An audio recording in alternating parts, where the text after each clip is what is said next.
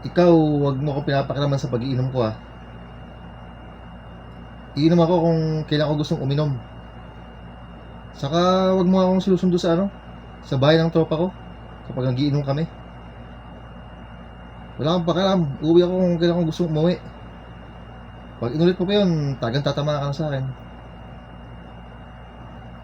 Di ako, di ako manghihinayang sa maraming taon na pagkasama natin. Isasulit kita sa magulang mo. Ora mismo, isasulit talaga kita. Ayusin mo. Yan yung sabi ni parang Istong kagabi dun sa asawa niya. What? Nako, ang tapang pala ni parang Istong. Sabi ko, huwag nang gagawin yun. Pero ako, hindi ko kaya gawin sa'yo. Hindi ko kaya gawin sa'yo. Takot ko lang sa'yo.